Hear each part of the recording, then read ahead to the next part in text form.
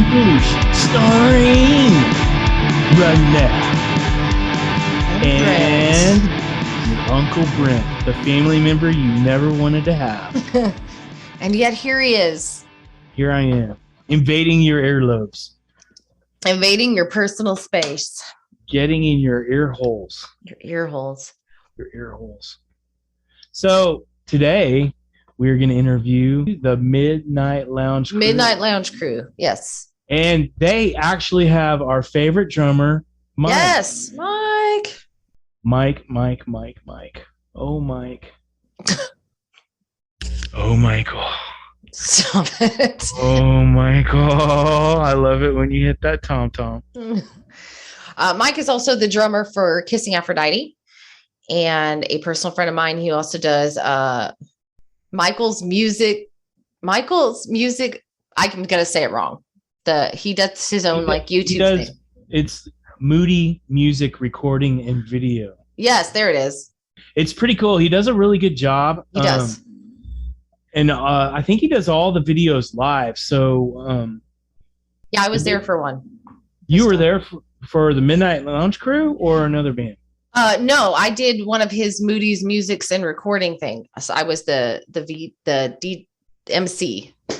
Man, you are so well spoken today. Oh my God. I am not fine and I'm drinking. So yeah. We had a meeting before this and I started drinking like halfway through. Poor Brent. But that's really no different if you think about it.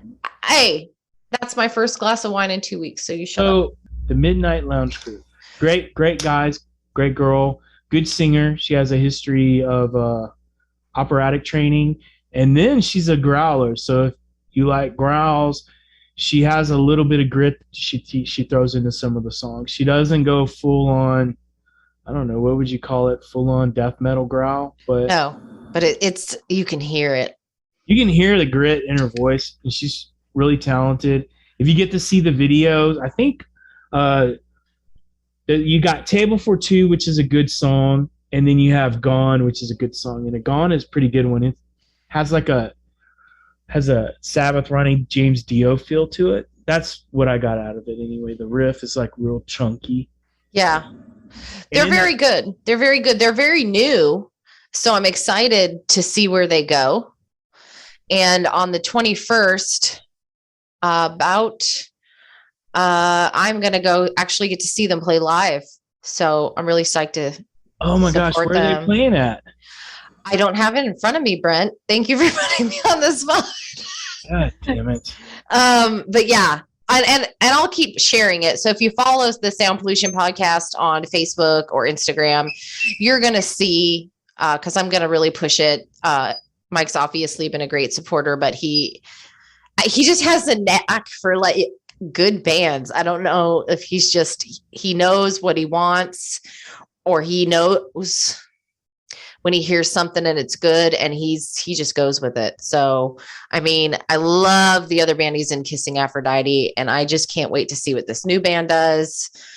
And so I'll probably go live from there. I told him I would. So you're going to go see him on the 21st, May 21st? Yes. They're going to be live. That will be cool. So everyone should be reaching out to Renelle or reaching out to the Sound Pollution podcast so we can keep you updated on that.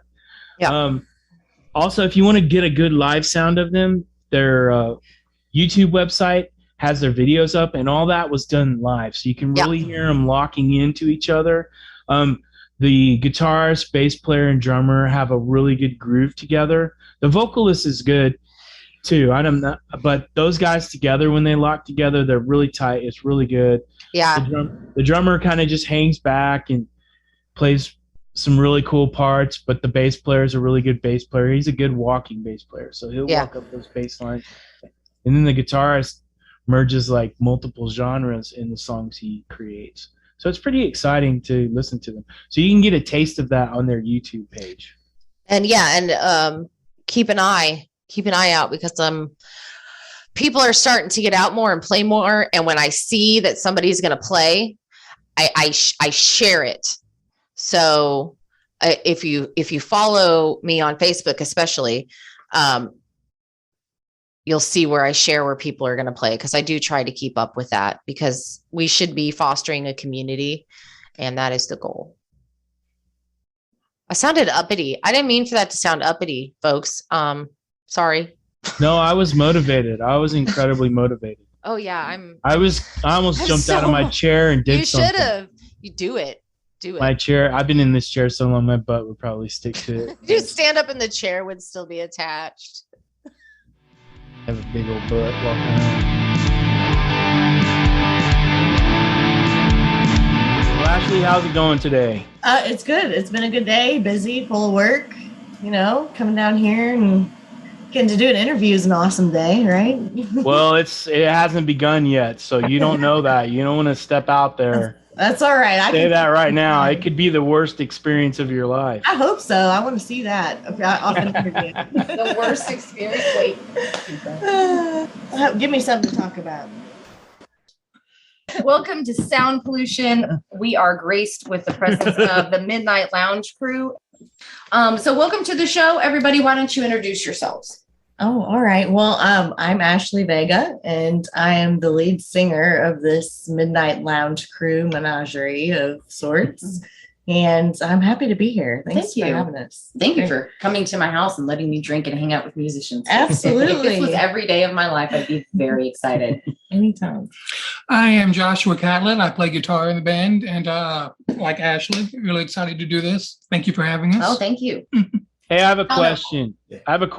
It should not count towards my 5. So I have to put him on a limit. Why does everyone else in the band have a cool last name except for you, Joshua? Everyone has a cool. I was like, ooh, Moody, and I was like Vega, and then I'm like, I can't even say that damn name. Catlet. Yeah. Catlet. I was afraid I'd a lot of people, you know, one time, here's another funny story. One time I literally went to get a pizza at Pizza Hut, and they were like, what's your last name? And I was like, Catlett. And they're like, okay, we'll have it ready in 15 minutes. I go down there and I'm like, pick up for Catlett. They look at me and he goes, don't have a catlet here. We have a kitty litter. Order for kitty litter. And I'm like, are you fucking kidding me? I'm getting trolled at Pizza Hut now? Like what? I mean, so I don't know. That's funny. But and then we have Mr. Moody, who's been on the show before. Hey, y'all know me. Also the drummer of Kissing Aphrodite, which I have questions about later. That's fun. And then he does Moody's music. Shut up. I do's all the time. Moody's music and recordings. We've really got to change that name. I know. We really have to change. I haven't done anything with it though, so it's just kind of. We need to fix that too. Yeah. You should come to Texas in October and be my sound guy. Mm-hmm. That would be cool. You could bring the band. Oh shit! Yeah, you Not What happened? She got the low battery, so morning. she's hustling. I ain't seen her move this fast in a long time. Not since I told her there's not a bathroom at the big warehouse that Oh my God. there we go. That's never. There's really go. not a pot to piss in, is what happened. God, was there a bush outside or anything? Well, there were, but it was cold. Oh, that's rough. Yeah. Wasn't it like September? October? Yeah, I think it was. I was like, no. I mean, you make it, so I do, but I don't have to go like too far out, you know. Just go grab a bend. Literally could just have a bucket for us to squat over. That'd be nice. I mean, yeah, or the camping toilet thing would be cool. Get There it you together. I'm trying, man. It's not my property. You can't. we don't have anything we can just whip out. No, it's not so easy, that's for sure. So tell me how you guys got together. Well, let's see. How do you want to start that story? Do you want to go way back, or do we want to go just far enough back? Far enough. Far enough back. I've been friends with Mike for several years now. I actually met him through someone that I worked with at UPS a long time ago. But Mike and I had played, jammed together several times, and we talked about always putting a group together. And I have another project, Banshee Child, and we're kind of in the middle of some stuff right now. Took a little break, and I was just like, man, I'm ready to do something else. And Mike's like, yeah, I could do something else too. And I was like, well, great. So I brought in a buddy of mine that plays bass, Vince Heller. I've known him since high school. We went to Trinity High School together. And Ashley has been looking to sing lead vocals for a group for a long time, and this was the perfect opportunity to do so. I've always wanted to have a female-fronted group. I've never had that. So I don't know, Mike likes having female. I specialize in He that. specializes in that. Seems like every band. Yeah. So Ashley, when you came in, how was the fit for you? I think I got a little bit tricked into it, but that's a good thing. It ended up being a good thing. It was just like, hey, I'm going to give you these lyrics. Let's kind of work on a sketch of the song, and then let's try to do it, with Mike. Mike, he's great. And I'm like, yeah, I love Mike. You had another drummer in mind. No, not at all. I had nobody in mind. I never thought it would actually happen, to be honest. So we went out there, and it was like we had been together for like months, and it was the first hour. So that was really cool, and that's hard to find. That's not something that you just walk into every day. So when did the MLC actually start? Like a year ago? October, I think, is like 18th, 17th. We had that first hour where we got that song down, and we were like, that's very specific. Nice. You remember like exactly? Yes, I do. Do you remember the hour? Can you recall the hour of the day? No. I want to say 7:30. Yeah. Well, it's also your first time really doing like blues lead sing. Yeah, this is a different genre for me this time. So what other genres do you do for my listeners? Oh my. Okay. So I'm a metal chick at heart. I always have been. Got introduced by my mom to Black Sabbath at like 6. So, and all kinds of great music, Moody Blues, all that kind of stuff. So I've always gravitated towards the heavier side of music. So I came down here for that. And I joined a project called The Promise of Plague, and it is an extreme metal, avant-garde black metal. I do a lot of growly stuff. Oh my God, she's making me so happy right now. I love female-fronted metal bands. Oh my God, go ahead. I love that you love that. That's because great. It's the music industry, personally, in my opinion, it's just my opinion, people disagree with me, is still very male dominated. Oh, and very much. And certain genres of music like metal are even more so. And it's so incredibly hard for a woman to break into that. And so every time I come across somebody, I'm like, fuck yes. And I just get happy. Oh, that's great. I appreciate the positive response. I can say that that's not always how it goes down. No, it's not. They're like, what? People are like, wait, what? Or if you get too loud and aggressive and growly, they're like, but now she sounds like a dude. Fuck you. I sound like a metal singer, okay? I'm glad you said that because that's my thing. I listened to a lot of guy singers, I guess, growing up, apart from like the lovely Tori Amos, who I adore. Yeah, we have that in common. She's awesome. She is amazing. So I've listened to a lot of guys, and so I kind of like honed in on that lower scale of my voice. So anything you hear on a Promise of Plague track that sounds like a guy singing is me. And apart from, and I have a counterpart with that, and he does all the heavy like growls, no melodic anything. She's actually been interviewed before, and someone was like, who is the dude singing on this? And she's like, and I was like, that's a high compliment. I love that. Hey, the thing that I was doing, because I went and found all I could on y'all, and there's not enough, so y'all need to get with it. But my question is you sound like you had a certain type of vibrato when you sang that I was thinking it sounds like there's some classical training in there. Do you have any classical training? Yeah, you have a great ear. I do, actually. I started out singing, I think I was 4 in, church, like a lot of people. And I've been performing ever since. And when I was 16, I kind of talked to my mom. I was like, I really love this. And I want to get better. And so we met with a coach, and she was trained in opera and things like that. She was amazing. Pam Hartley was her name. She was wonderful. She kind of guided me. I think it's called bel canto, the type of singing that I learned with her. And that really gave me a strong foundation that I would not have had without her. So big credit, huge for me. No, you have a lot of power. And I couldn't tell at first when I was listening. I was like, okay, she has a good voice. I'm thinking maybe heart. And then all of a sudden you hit this note. It was kind of just a mid-range in your set right in the middle of your vocal range. Yeah. And I was like, but there's that vibrato. So that's why I heard it. And the way you controlled the vibrato, because, depending on what type, how you're trained to be a singer will impact your vibrato. And so I was like, that's a classical trained vocal. Thanks. I really appreciate that. It means a lot. I try to sing every day. I love music. When I'm done with 9 to 5, I am in my dream land of music, and that is what I want to do, and that if you have a passion for something, that's what you need to do, I feel like. Well, let's talk about one of your songs. Let's talk about Table 4-2. What's that song about? How'd that come to be?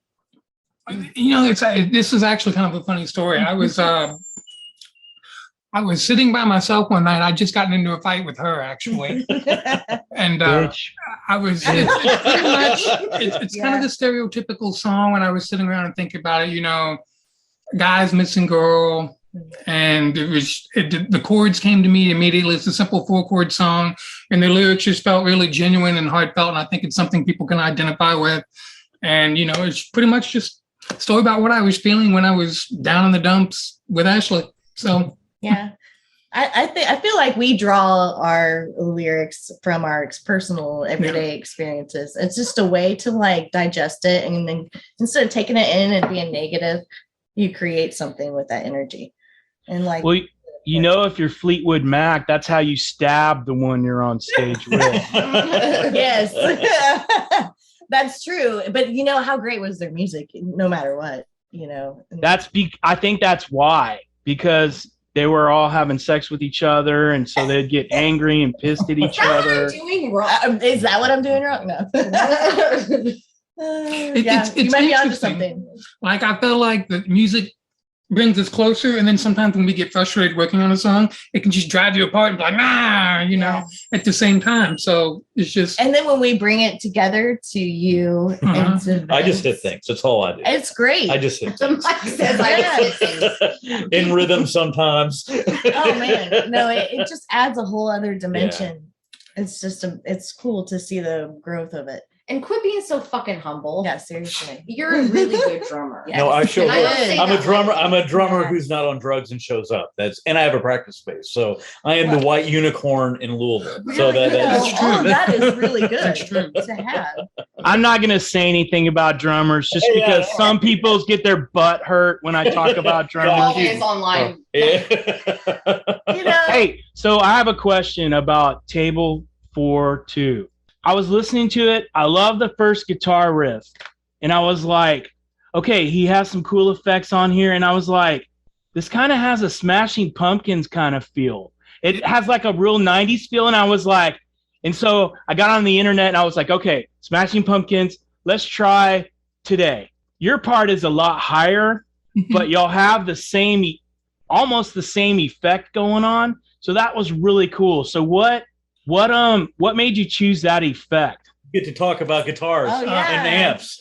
When I originally wrote the song, the first time I ever played it on an electric guitar was with them. Actually, funny story. So when I'm playing it acoustically, I envisioned it a little bit differently. And it's funny too, because I was just about to say a minute ago, when you write a song sometimes, and then the way you play it by yourself, you hear it one way, or the way you hear it in your head is one way. And when you play it with a group, it can take on a completely different life of its own and come out completely different. But I plugged in, the first time I played it on electric guitar was with you guys. So what you were hearing right there, I just kind of ran with it. That Fender Supersonic has a cool little reverb effect on it. It's the spring reverb. I turned that up just a hair more on that song, and it gives it that little kind of reverby, chorusy kind of effect that you hear. So you play a tweed? Fender Tweed Supersonic. The one I'm playing on now is the Supersonic, is what I'm using and what got that effect. But on that Tweed that I used in that video, it was a different amp. So, I knew it was a Tweed. Yeah. I was trying to zoom in on the video, and I was like, "It's the Fender DeVille." Yeah. Okay. Yeah, those are hot, man. Those are good amps. I like those. I always dread when I bring that one over because I'm like, "Oh, she's loud." It is. It's not that loud. You all hang out with a bunch of metal bands all the time, and they play full stacks in these small little tiny clubs. This amp is not that loud. And they're like, it's loud. And I'm like, no, it's not. That's actually, you have a point there. But I will say, when I'm doing metal, I'm growling and screaming. So I am like 10 You're times louder too, right? than what I would be anyway. Yeah. I think it pushes sound differently than a stack. because it's a smaller amp, so it has to move air differently. And so it pushes it out really far. Yes. See. And it has a nice. It seems to us it's a foreign concept in a way, you know. And it has a nice bluesy sound to it too. So you can use it for a bunch of different things. But you're right. If you're trying to be quiet, even when I play it in my band with it, I keep it around 3 or 4 because it would play so fucking loud.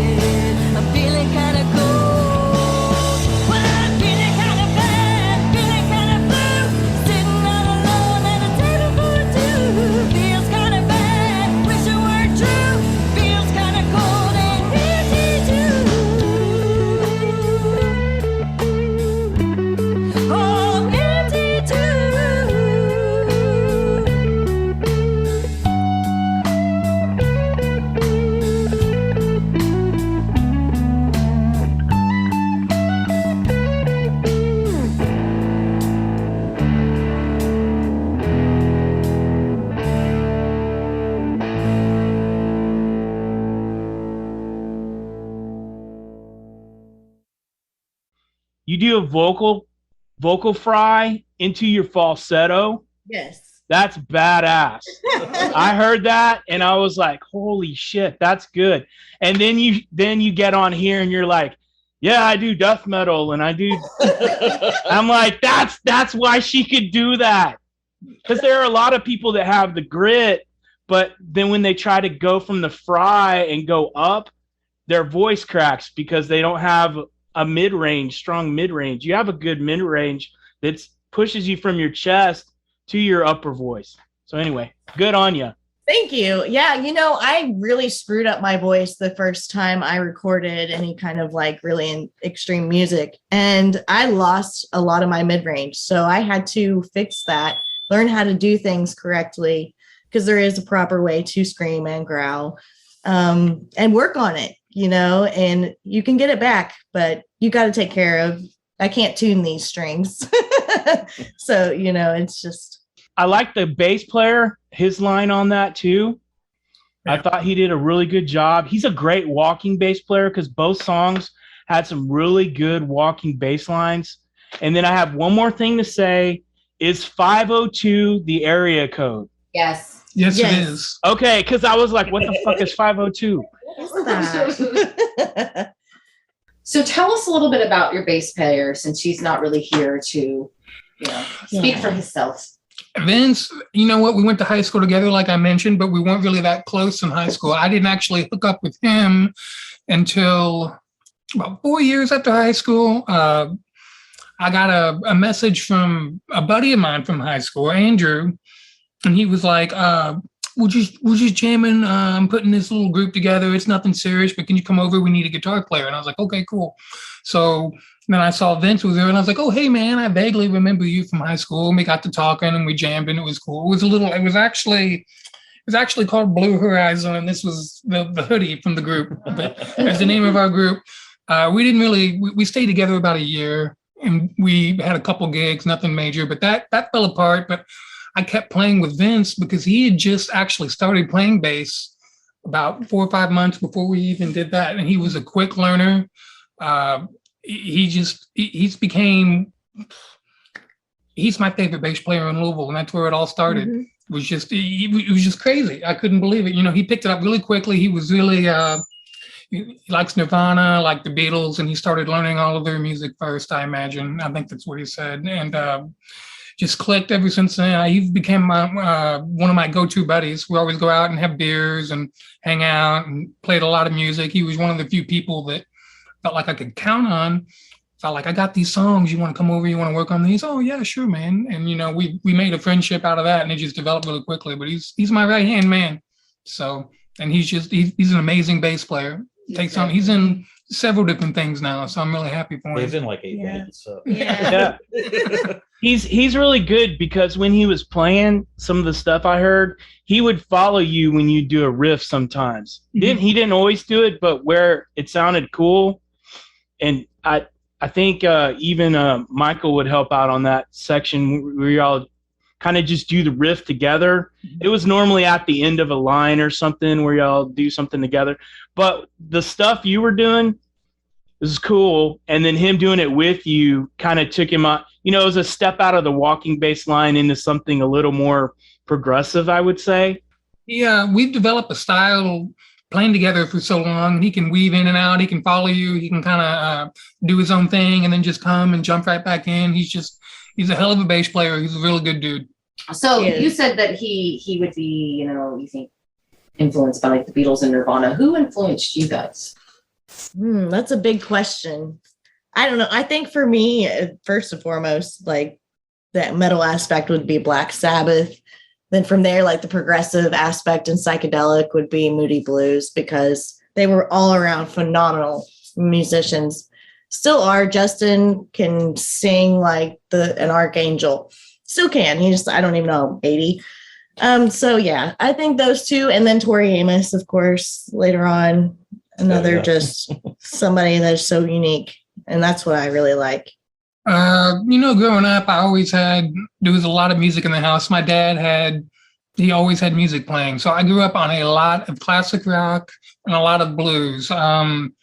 AC/DC, Ted Nugent, ZZ Top would be among like my favorite like classic rockers. But as far as blues guys, Kenny Wayne Shepherd, Joe Bonamassa, some of the more modern guys I really get into. Eric Gales, Walter Trout. But I've always found a way when I'm writing, it seems like it's a nice little smorgasbord, a little buffet of taking this and that from everything I listen to, So, but classic rock, anything like that.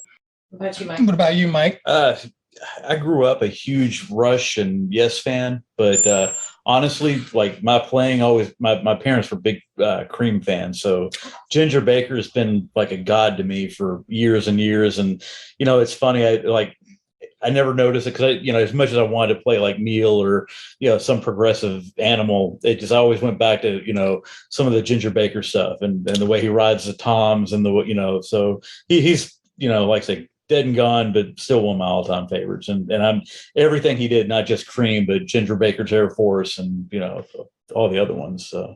Yeah, he was really good. I mean, you say he's not progressive, but if you think about what he did, because this was the 60s, and Cream wouldn't have been as good as they were without him. Oh, they would have sucked. I mean, okay, they wouldn't have sucked.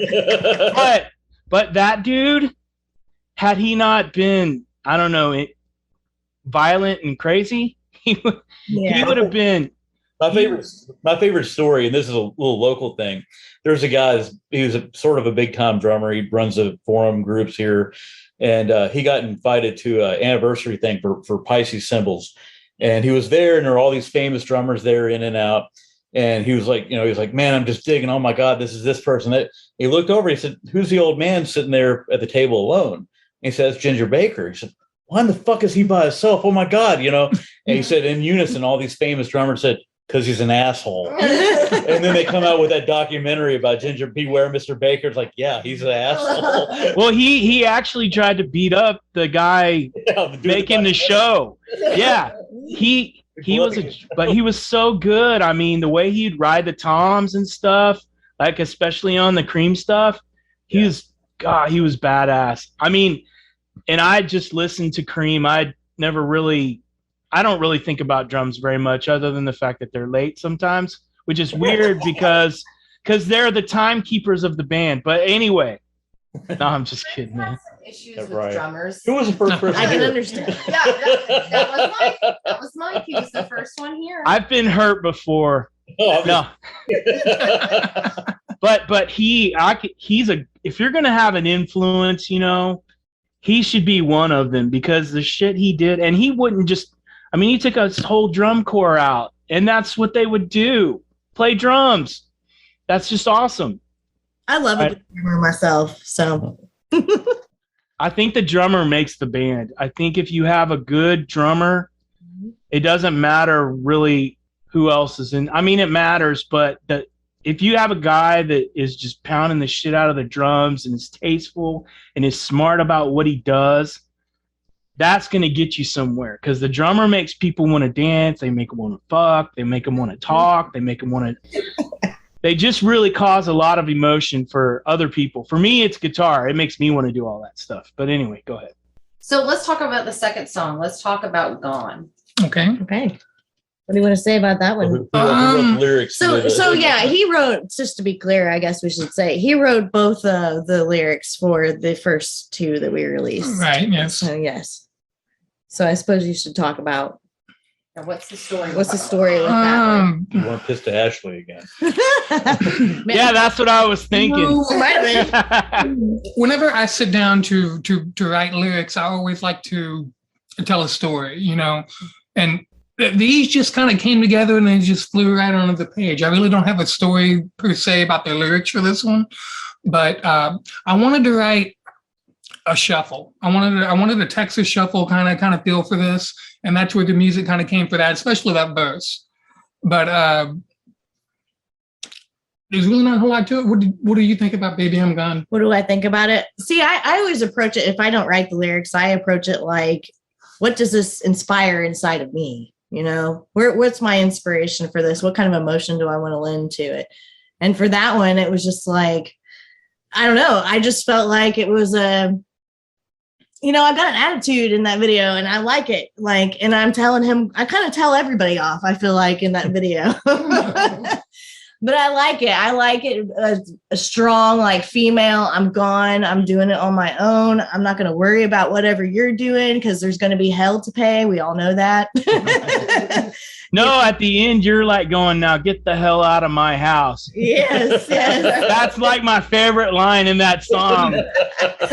I was like, get the hell out of my house. I was like, oh, damn. Oh, yeah. I like to have fun. I wanted something at the end of that was kind of powerful and witty and something that people would remember. And that's when I was just like, say, get the hell out of my house. I actually thought, so I've said that a few times. I have to. Like that, actually. Yes. Just get the hell.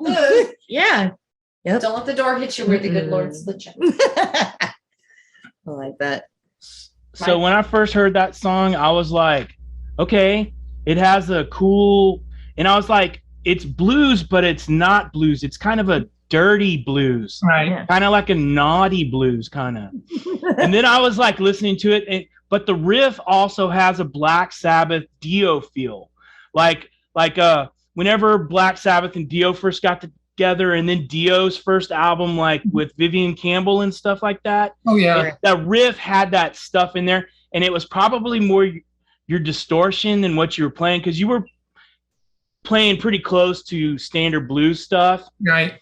but it was your comes out heavier sometimes. I don't know. I'll be like, okay, this is going to be a blues song, and then I'll do it, and it's bluesy, but then it comes out a little bit heavier, a little more. Yeah. Well, it was aggressive. It had to be kind of sassy, like what she was saying, and so I thought that was a cool mix where you have this dirty blues sound because you have the drummer and bass player just staying close to home, and then you're playing this distortion that's a Black Sabbath Dio mix. Was really cool. And I love the guitar solo on that. So thank you for giving me a good guitar solo. And I think the thing I liked the most about it was the cool breakdown with the bass and the drums. And then she starts singing over it after they break down. That was nice. How did you come up with that? Well, it kind of comes down to, I wanted to do something different than what I'd done before. In my other group, Banshee Child, I always have, well, pretty much what you hear is what you get. Every song is balls to the wall all the time. And I was sitting here thinking when I'm doing stuff for this, I'm like, what can I do that I haven't done before? How can I make this different? So we'd gone through the first verse, the second verse, the chorus or whatever. And I was like, you know what? This needs something. Bring it down a little bit. And then when it comes back in, you'll kick their ass even harder. Yes. So I was like, what if we do this third little verse where it's just the bass line, Ashley's kind of singing in the pocket, kind of, and then all of a sudden when you smack them again and the chorus comes back in, full effect. I thought it would be, what's the word I'm looking for? Dynamics. I thought it would be very dynamic. So that's how that came to be.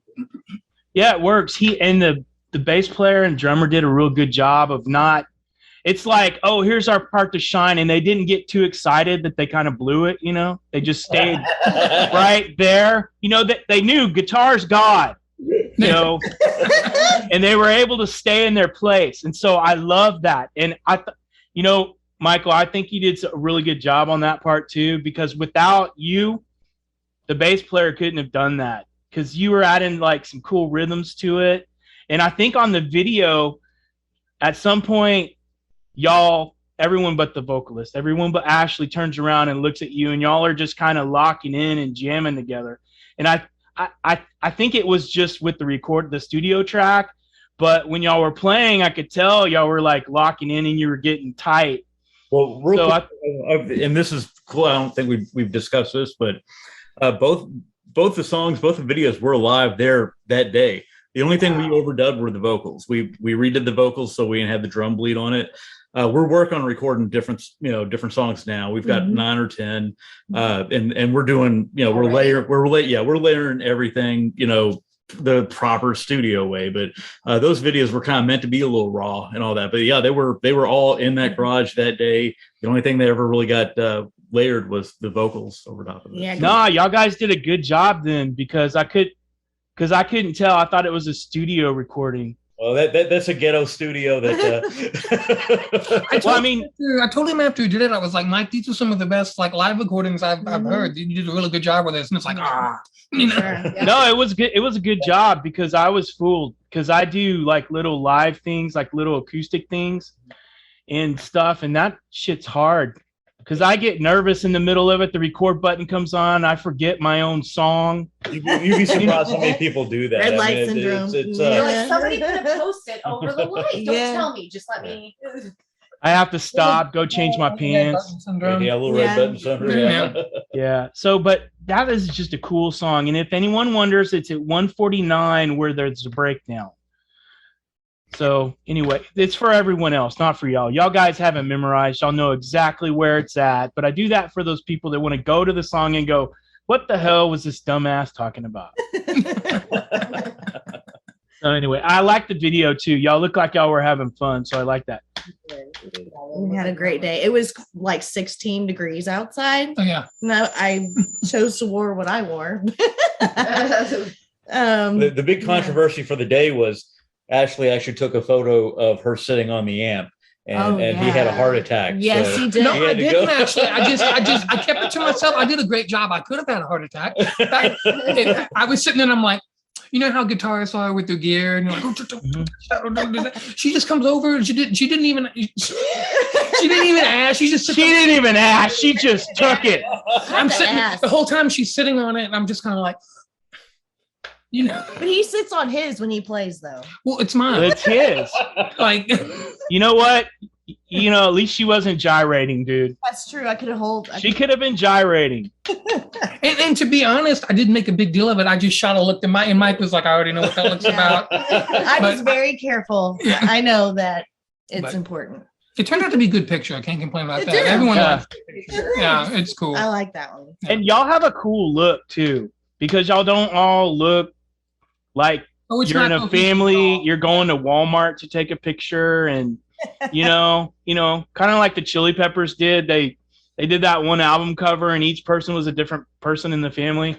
But Ashley, you look really good, and you need to look good. The guys aren't as pretty as you, so. We're just sitting there in our shirts and our jeans, and Ashley comes in like a movie star, and I'm just like, wow, we do not look cohesive at all. She looks wonderful, and we just look like, hey, want to get a drink at the bar? Yeah.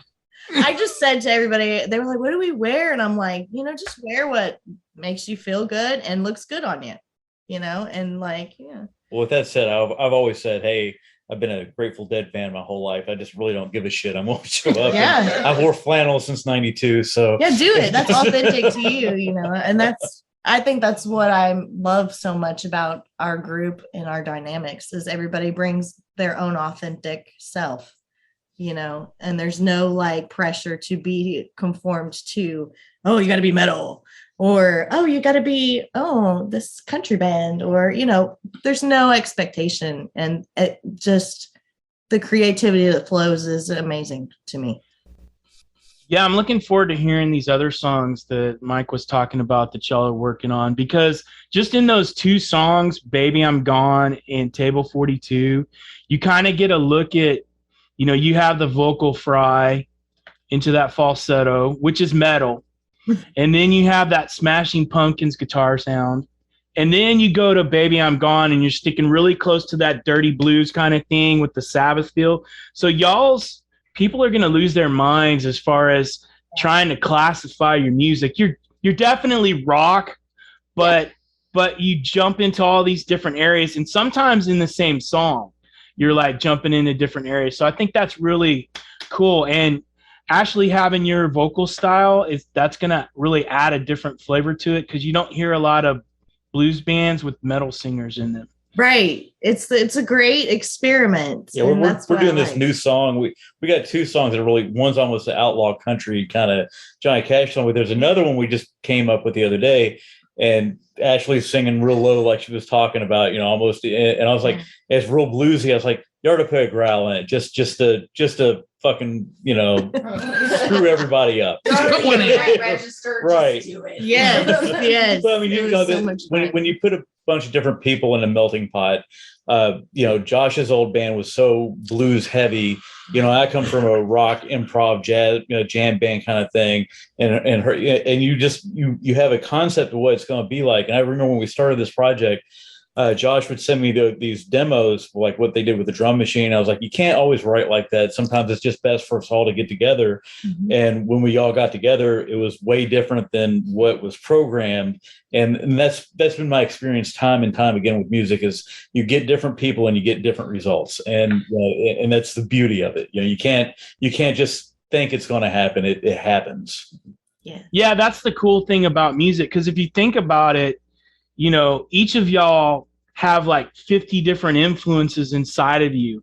And depending on what, Mike, you bring to it, it's going to pique a different part of his musical personality. And that's going to surface, because it doesn't always surface at the same time.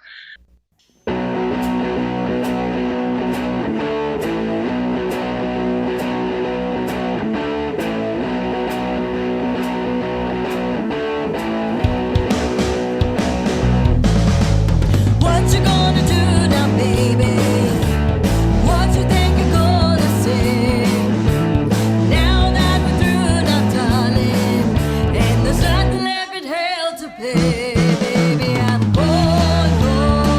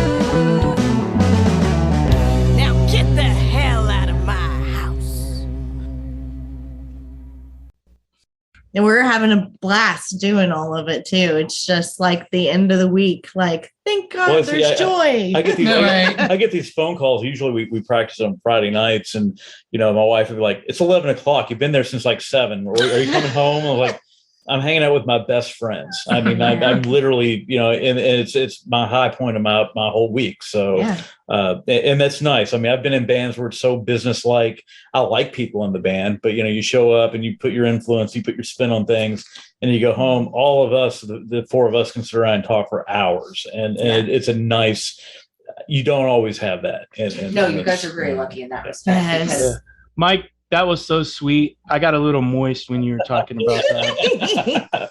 Moist. Okay, Brent, you haven't spent your 5 questions. I have one more. Go ahead. Okay. I love the logo. Mike, are those your lips? And who created the logo? They're not my lips. No. Are you sure? I thought they were. Now, who created the logo?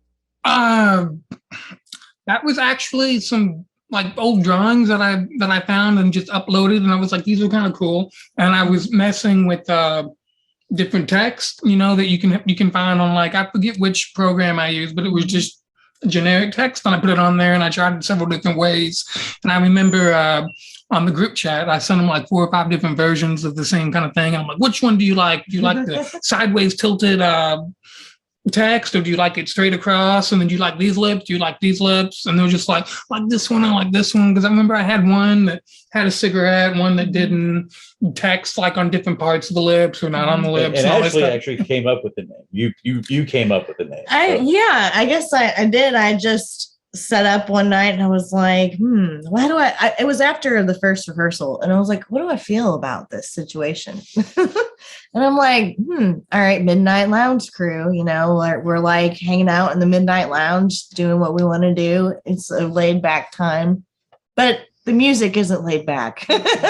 Yeah, no, I really like the logo, and that was probably one of the last things I came across. So I would say y'all guys put that out there, because with the cigarette, it's badass. And I liked that too, actually, but Facebook did not like that. So they flagged us for it, for something about. They said we were promoting tobacco use or something like that, and they wouldn't let us promote the page or something. Yeah. Yeah. So then what I did, I kind of just tilted it to where the cigarette wasn't showing. Yeah. That sucks, man. That sucks. I love it. I want to put it on things. I want to wear it. It'll be a cool sticker too. Oh, it'll be a great sticker. It'll be fun. I love stuff like that. All right, that's my 5th. I hope you're happy. No, Do you have more? Refund. Are you dying? Go ahead. Okay. I knew it. All right. Round 2. He's so hard to contain.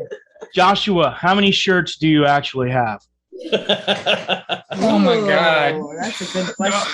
And are they all concert shirts? Yeah.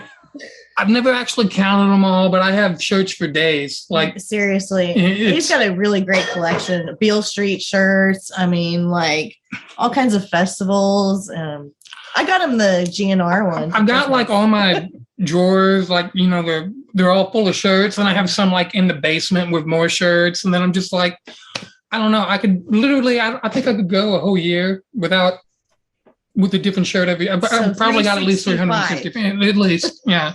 But you have your favorites, that you just have to keep out ready to go. I have a few vacation shirts from Beale Street that I really like, and then I have a few concert shirts that I really like. I saw Social Distortion at Bogart's one time, and I have a Social D shirt. I'm attached to that one. Yeah. And then I've got some old Ratty shirts that I've worked in for years, but I just love them, and there's holes in them everywhere, and everyone's just like, why don't you throw those away? And I'm like, no, I can't throw them away. But like, it's literally falling apart, like your shoulders, like, and then you have holes, like, and I'm just like, I'm keeping it until I can't. It's falling apart just like you like I'll probably cut them up and use them for rags when I'm washing down cars or doing the Armor Oil and stuff like that. Well, it's a part of your history. That's why you keep that stuff. Like I really love guitarist, and so at one point in time I had like this awesome Ozzy shirt that had all of his tattoos on it and stuff. Wow. And then right now I have this Nuno Betancourt shirt, which he's like half zombie and playing, and I love that. Yeah. So yeah, but they're like a part of, if you're a guitarist, they're like part of your DNA, and they mark the years for you, right? I mean, they do for me anyway. Oh, I remember this show, you know. But anyway. So I have a question. Yeah. It's my turn. So, what is it like being in a band together, followed by, have you guys ever been in a band together before as a couple? We had an acoustic thing that we were doing that didn't really get off the ground very much. That we were cover songs and stuff like that, but that wouldn't even count that. We only had a handful of practices I wouldn't count like that either. Yeah. But like I was saying earlier, sometimes when we're working on music, it's one of the, it's something that can really bring two people together when it's really going good. And you're like, oh, we can do this, we can do that, bring this in. Like, yeah, that's great. I love that. You'll sit there, you'll have a beer, and you'll put a song together, and it's really nice. But then by the opposite spectrum, if we're having, a songwriting session and things are not going good, oh, it is not good. But I think for the most part, though, that it's actually helped our relationship in more ways than it's actually. So did you communication meet doing music or because of music? Yes, that's a good story too. So I was coming into an audition for a band and showed up and met everybody, and he was there, and he was also kind of auditioning for the guitarist spot, and we did that, and it fell flat, which is fine. You both, but we met each other. Neither one of y'all got the job. No, we did not. I got fired. It wasn't really the way I understood it, though. It wasn't really for like a band. It was for like a special recording project. Yeah, where he had different people on every track, but then that never came out anyway. So technically, nobody got the job. Yeah. So if you want to be technical, nobody got the job. I've never heard his story, so I don't know. Oh yeah. So and then he just messaged me, and hey, are we gonna do that? Because we were supposed to like do a video for this. And he was like, are we still doing that? Because they said he lost power in the barn. And I'm like, I think that's our signal. So then he asked me out. Of course, he asked me to his Battle of the Bands show. I'd never seen his band play. Yeah, Banshee Shaw was playing at the tap room in the Highlands. Here. Yeah, and I invited her to come see it. And she goes, okay, cool, maybe I'll come. And I'm just like, what does that mean? Maybe that means no. Okay, I was like, all right, well, whatever. So then we were about ready to play. I think it was like 5 minutes before we play. I saw her walk through the door, and I was just like, oh, she actually came. Yes. So, yeah. Yes, okay. I didn't know. And we hung out until about 4:30. She had 4 of the things fall through. I did. It was a Wednesday. Can't bust your friend's fall through. Yeah. Yeah, you got to, seriously. But I mean, and that's kind of how it evolved from there. And that's how we found each other. So yeah. I'm glad. So is this as working in a band like this been something you guys have wanted to do as a couple? Yeah. Okay. Yeah. Because she's had several bands that she's been in, and I've had Banshee and then a couple of other little things. And we'd always talked about, if the stars lined up, why couldn't we do something? We're like, yeah, we should do that. And then it wasn't happening. And then finally I was like, this is stupid. If we want to do something, why don't we just do it? Yeah. And then, so. And I have to say something about him is the way he writes is a vocalist's dream. Like, seriously, there's so much that I can sink into as a vocalist. And you don't find that with everybody. Sometimes it is an absolute challenge to get there. Find the verse, find your melody, hear the harmonies. But with him, it's just like he does something and I'm like, I hear it instantly. And that's really cool. And I can't say that I've ever had that with anybody else so far. Well, I appreciate that, but at the same time, I've always found, the keep it simple, stupid method is what works best. So if I have a catchy guitar part and a catchy melody, you don't need to overcomplicate anything like that. You can leave room for the people that are in your band or the people you want on the song to bring their own personality and bring their flair into it. Right. You don't need to overcomplicate something and be like, do this and then come out of this and repeat that.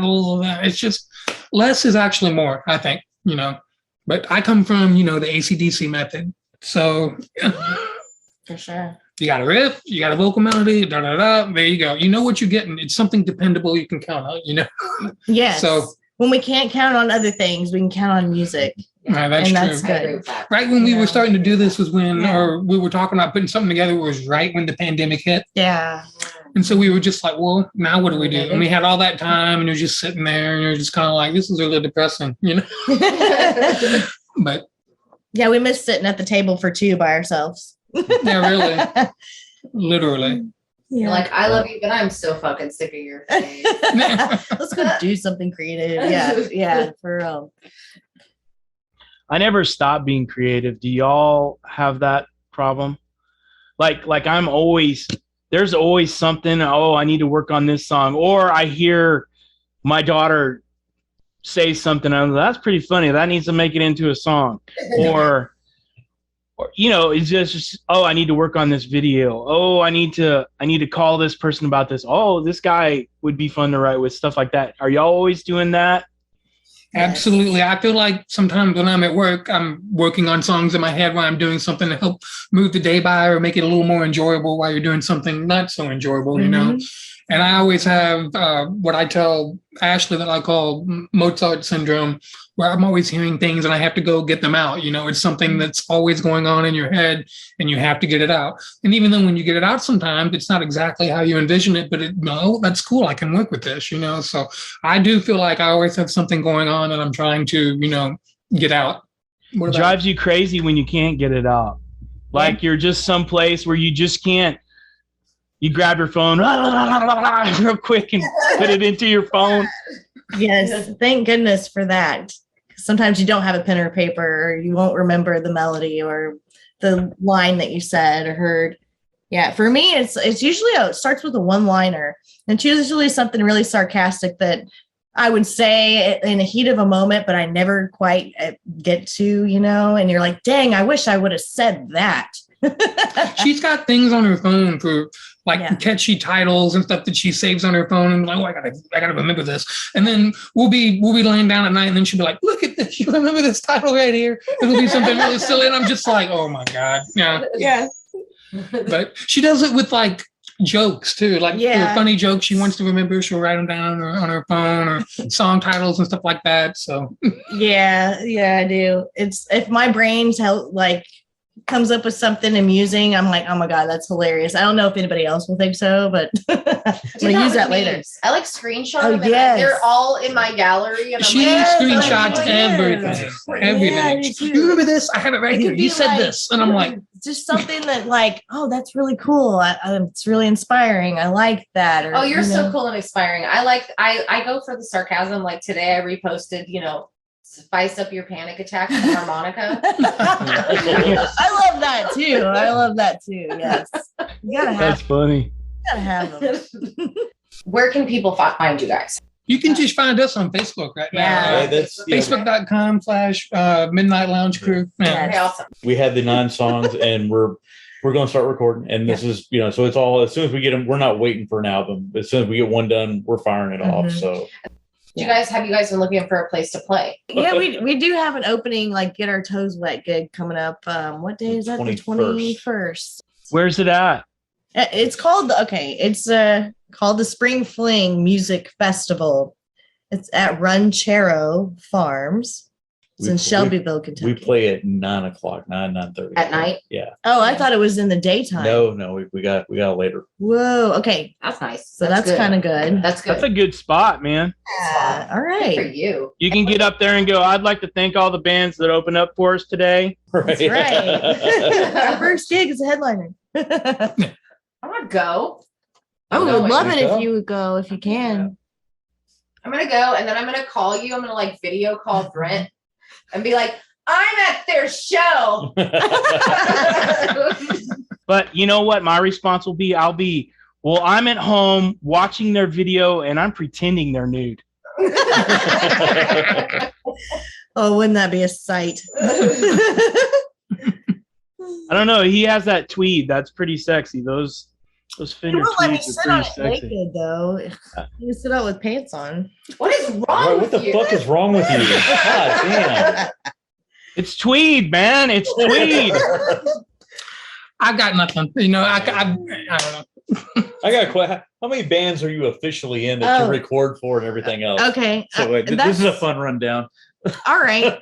So The Promise of Plague, That's the extreme avant-garde black metal. And then I do a Southern rock band called Runaway Souls. I'm a harmony singer for that. And then I also work with different projects like Locust Tide, where I do some guest vocals, lead vocals for that. Probably haven't seen it yet, so hopefully it'll come out. Then I also sing for a burlesque troupe called the Vixens, the Vava Vixens, and that's a lot of fun. Love that. Let's see. So, and then we do a tribute band with the same group that I do Runaway Souls with for the Black Crows, where I also do harmony singer stuff. So that's the main ones, plus our gig, plus us. And like us is taking the focus because I can't wait. We're awesome. Yeah, exactly. Well, you guys have a really good vibe. And that, like you said, it is hard to come by. It is so very hard to come by. Yes. So I don't know if some of that's just because you all have known each other forever, or because you're also dating and you've known each other forever. Yeah. Or what, but it's working. Because that's, I mean, if you're like 9 more songs ready, Mm-hmm. and it's only been since October. No, y'all have a good sound and y'all have a good look. And the thing is you're going to appeal to people in Mike's age range who are getting rid of their kids or their wives or something like that. So y'all are going to hit that part where people have money. The kids don't have money, but people Mike's age, you know, they have Social Security, you know, stuff like that. That's right. I can't see Mike's face, damn it. I feel like we have a little bit of something for everybody. Like if they're like, play metal, I've got one for them. What advice would you give somebody who wanted to be a musician, who was just deciding they wanted to dive in? What would you tell them? The first step is the hardest, but take it. And if that means joining a choir, do it. If that means going to karaoke one night, do it. If somebody wants you to come and sing with them while they play piano, do it. It doesn't matter what it is, as long as you vet the person and do your due diligence, of course. If you're scared and it's something you love, do it. Because if you never do it, you're never going to know whether you fail or succeed.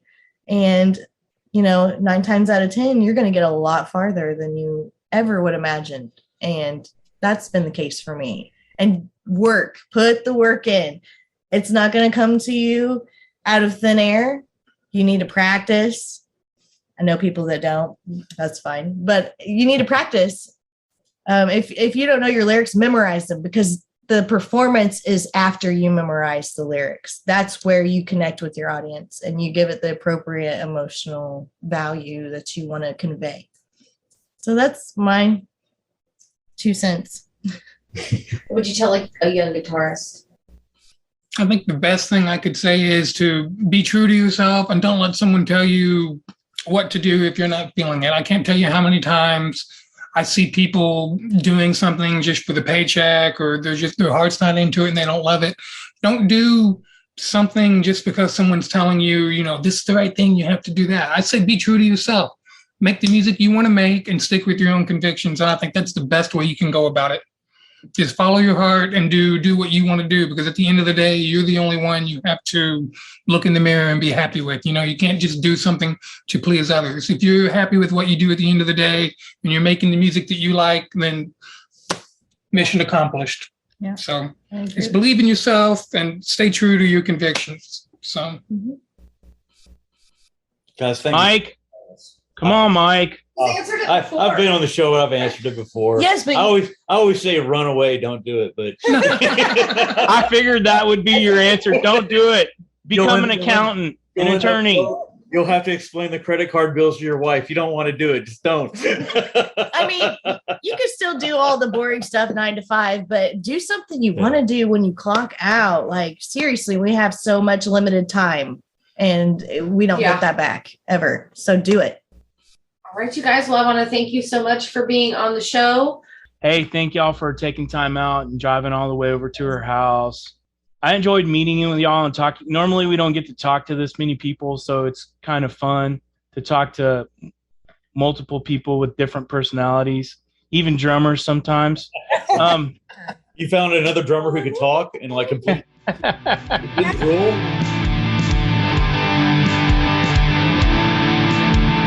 All right, everybody, that that was the Midnight Lounge crew. We want to thank you so much for joining us again for another episode of the Sound Pollution Podcast. We have some really cool updates. Brent, why don't you tell them what we've been working on? We do. So we've been working on a Sound Pollution Podcast tour of Texas, and we have just finalized some dates. We have the Carousel Lounge in Austin, and we have the Black Sparrow venue in Taylor, Texas. So that's going to be really exciting. And then we will also be playing Ricktoberfest. So it's going to be just a little cool little podcast tour. Taste. We're going to give you a little taste of the artists that have interviewed with us and are going to bless us with their presence. I mean, I'm excited. It doesn't sound like I'm excited because that's exhaustion, but I am actually really excited. It's going to be really exciting because all these people we've talked to, you can actually come and listen to and meet. We're going to have the shows we have. Some are going to be acoustic, some are going to be full band. So, some of the bands that have played metal maybe playing an acoustic set. So you'll get to hear what that sounds like. Anything could happen at this. We're going to be hanging out. You can come out and we'll just have a good hang. We'll have a drink. You can come to our show, leave your baggage at the door, come on in. We'll play a few songs, listen to a little music, talk, and you can leave all that stuff behind because that's really what we're about. We're here for y'all guys, and we want to make y'all's guys' lives a little bit easier, and coming and see us and hanging out with us will definitely help that. It will not help with Renelle's anxiety because she has anxiety when it comes to people.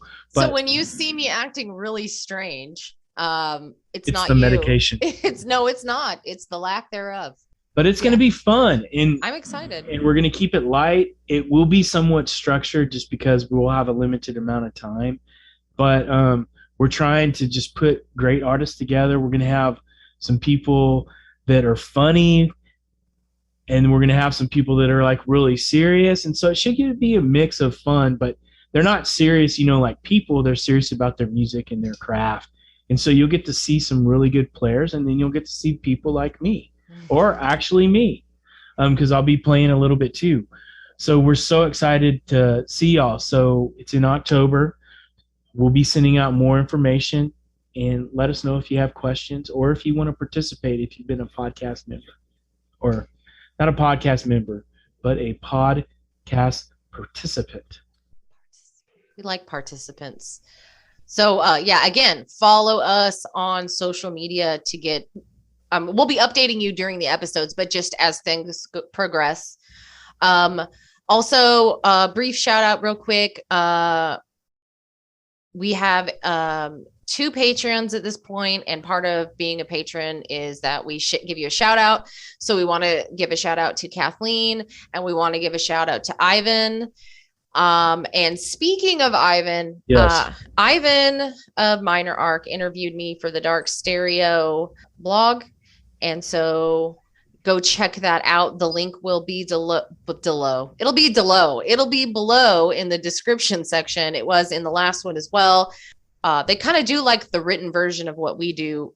Go give them some love. They're doing cool things for independent musicians. Is it a magazine? DarkStereo magazine? It's an online site. It's like an online site, but it reminds me of the old time magazines where you would go and you'd learn about new bands. And so he's interviewing indies like we are, and he's playing their music. It's a fun site. I like Ivan. I like Ivan a lot. He's going to include Sorry on his music release. Oh, really? Yeah, awesome. He listened to it and he goes, "Hey, I'm creating a compilation." So he's going to include Sorry on the compilation. So I kind of told him my stuff is like Britney Spears compared to the stuff on that site. Because those guys on that, if you like heavy music, thorough. If you like heavy music, that is the place to go. If you're looking for new heavy music, cutting edge stuff, that's where you want to go. Anyway, thank you so much for listening to Sound Pollution. Please make sure you like, follow, subscribe, and for the love of God, download. Download, share, and download. If you want to become a patron, that link is below. There's also links from our website. And of course, you can look us up and it'll pull us up. We are Googleable. I have been wanting to see if I could go, hey, Alexa, play the Sound Pollution podcast. Now, anybody who has an Alexa wants to stab me. No, it does. It does. It does? I did it. Yeah. Yay! I didn't know because I don't have one of those monsters in my house. No, I have Alexa. I have it on my phone, and then I also have it in my kitchen. That's dope. I didn't know. I knew we were Googleable when I saw how Googleable, like we really are. If you type Sound Pollution Podcast #1, and I believe it's like iTunes. We're not #1 on iTunes, but it will pull us up. Like there's not anybody before. Yeah. Well, if this were a game where you put balls in holes, we would have filled all the holes. We filled all the holes. We are annoying. Balls in holes. We are annoying, and we're proud of it. But yeah, and you know what? I'll record it and try to send it to you. That'd be cool. Yeah. What you should do is you should record it on your phone and make a video and just post it, and then I'll share it. Okay. I'll try to do that. But anyway, now we're adding more to-dos to our list because we have enough what Brent calls action items to last us to fill the show. Yeah, but we're not writing this down, so it could actually not happen. It could not happen. You'll be listening to this next week and being like, "Oh shit, I got to do that." There's no proof. There's no proof. Yeah, because just so everybody knows, after I'm done editing, I don't fucking listen. Brent does. Poor Brent. He does. What do you call it? Passive listening. Yeah. I don't do that. Okay. So keep listening because we keep bringing it, even when the world would like us to stop. So I said it best. Charmingly annoying. All right, everybody. That's the end of the episode. Get out there and make some noise.